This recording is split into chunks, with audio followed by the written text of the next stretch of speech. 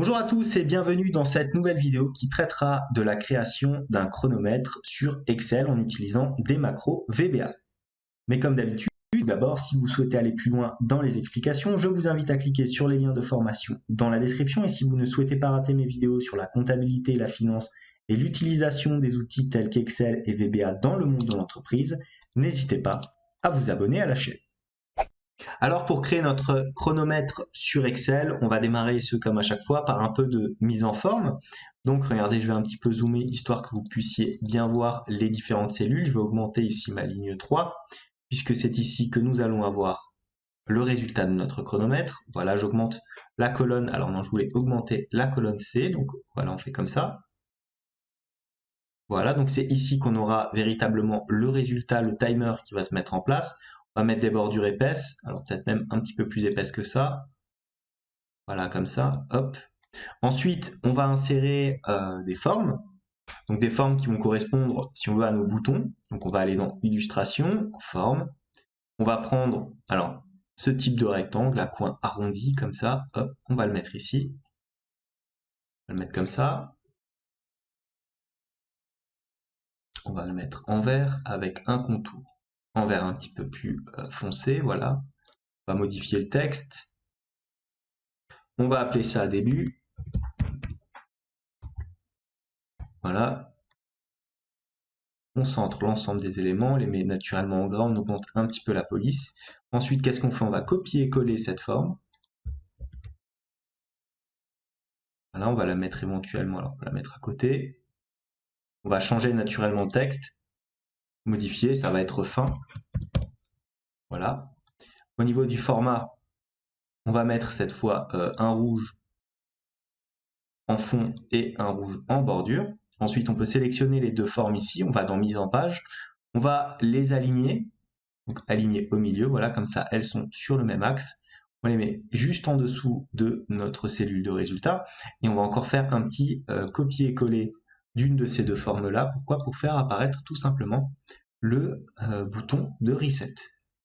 Donc, format de la forme, cette fois-ci on va mettre du orange et un contour en orange un petit peu plus foncé, voilà.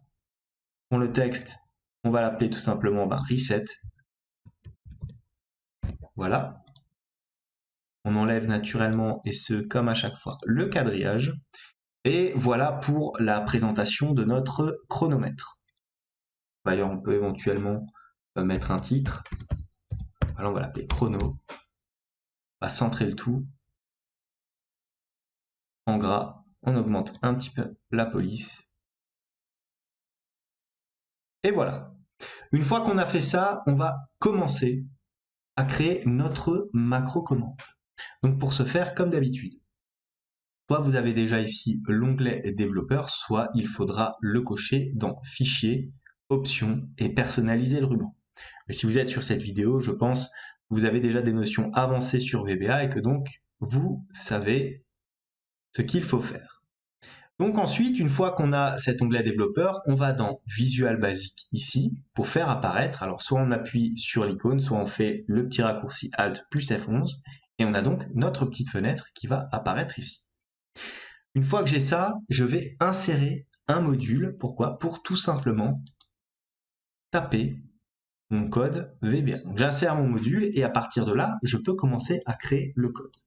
Alors, qu'est-ce qu'il va falloir que je crée pour faire mon chronomètre? Il me faudra d'ailleurs d'abord une variable de décompte. Variable de décompte qui sera considérée comme une date. Et une autre variable qui va correspondre au temps véritablement effectué, qui va correspondre là aussi à une date. Donc je déclare mes deux premières variables, dim décompte as date, voilà, c'est un format date. Et ensuite, on va avoir quoi? T as date. Voilà, donc j'ai déclaré mes deux variables. Ensuite, il va falloir que je crée mes différentes fonctions. Donc on va commencer par la fonction qui va correspondre au début, donc au bouton de début de mon chronomètre. Donc on y va. Sub, début. Voilà, je tape mon code. Alors, première chose, t égale à time. tout simplement, la variable t que nous avons définie, ça sera le temps. Ensuite, il va falloir appeler une autre fonction, c'est-à-dire la fonction véritablement de chronomètre. Donc, on va utiliser le petit préfixe call. Call de quoi? Call du chrono. Chrono que nous allons établir par la suite. Voilà, on ne fait rien de plus sur cette macro commande. Ensuite, on se place à la suite de cette macro et nous allons créer notre chrono, c'est-à-dire le calcul que va faire notre chronomètre. Donc, on l'appelle tout simplement sub chrono. Voilà, donc c'est la macro qui sera appelée dans notre fonction de début ici. Donc, qu'est-ce qu'on va avoir?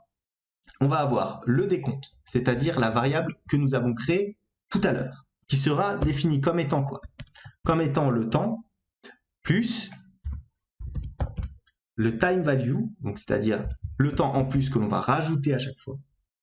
Et qu'est-ce qu'on va rajouter dans notre chronomètre? On va incrémenter notre chronomètre d'1 seconde à chaque fois. Donc time value, et là on va lui dire ce qu'on souhaite, donc 0 pour les heures, 0 pour les minutes, 2 points, et là 1 seconde à rajouter. On ferme les guillemets, on ferme la parenthèse. J'appuie sur Entrée.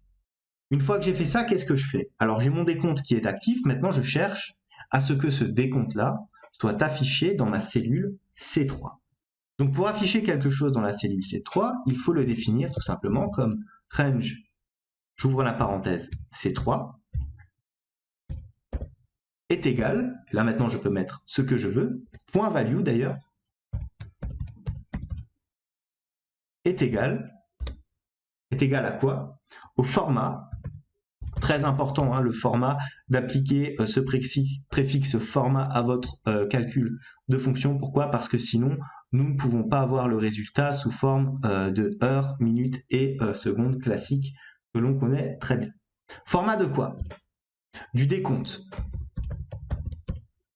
Mais ce décompte-là va vous donner le temps actuel plus une valeur, ce qui n'est pas ce que l'on souhaite.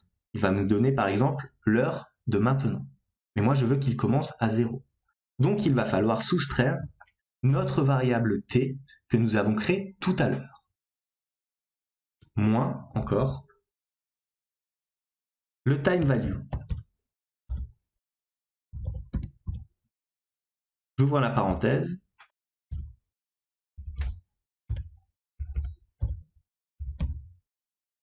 Qui nous servira donc à incrémenter mes différentes zones de données. Virgule, et là on choisit le format que l'on souhaite afficher. Je souhaite un format en heures, 2 points, minutes, 2 points, secondes. Je ferme mes guillemets et je ferme naturellement ma parenthèse. Ensuite, je vais appliquer, disons, une validation de mon chronomètre. Comment?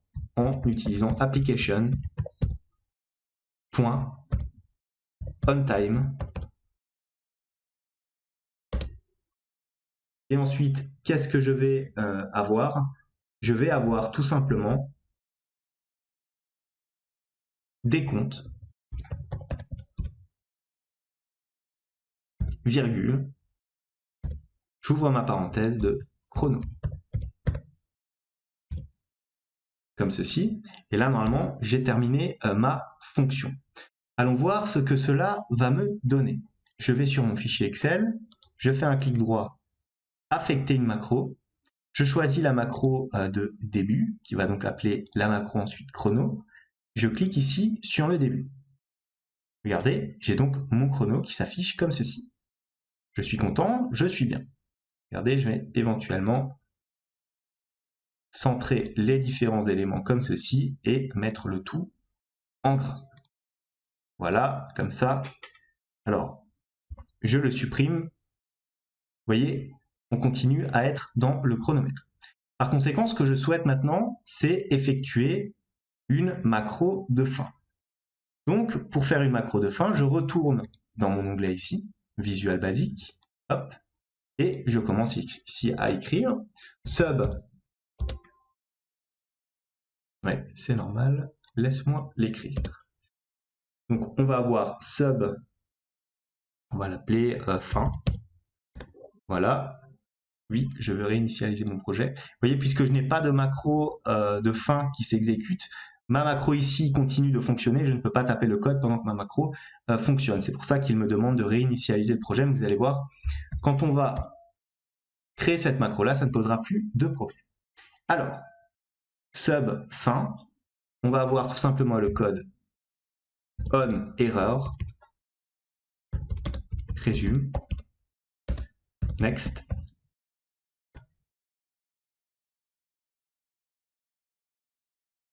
Et là, on va avoir ensuite application. En gros, il faudra annuler tout simplement le chronomètre.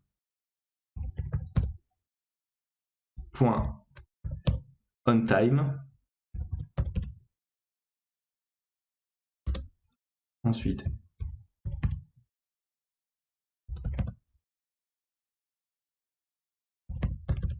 de point égal.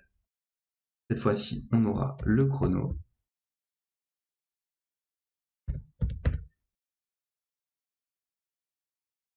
Voilà. Virgule, procédure. De point égal. Alors, on va avoir chrono.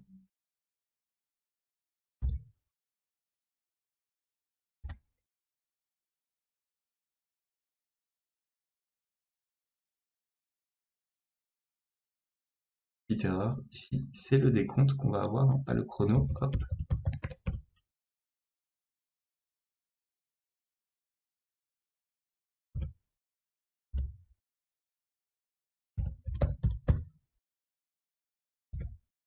Virgule.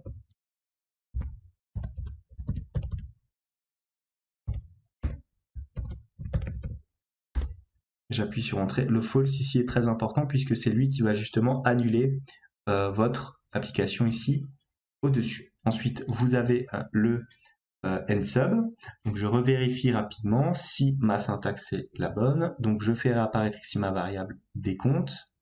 Ensuite, j'ai la procédure chrono qui est ici et je mets un false donc pour annuler l'ensemble de mes différents éléments. Ok, je retourne ici, j'affecte ma macro de fin, j'appuie sur OK. J'appuie sur Entrée, alors regardez, ça démarre. Je clique sur fin et voyez, ça s'arrête. Donc ma macro ici de fin permet de stopper ma macro de début. Regardez si je redémarre et que je clique ici, voilà, mon chrono s'est arrêté. Une fois que j'ai fait ça, je vais encore faire le petit bouton de reset. Alors celui-ci, il est vraiment relativement simple. On retourne sur la macro.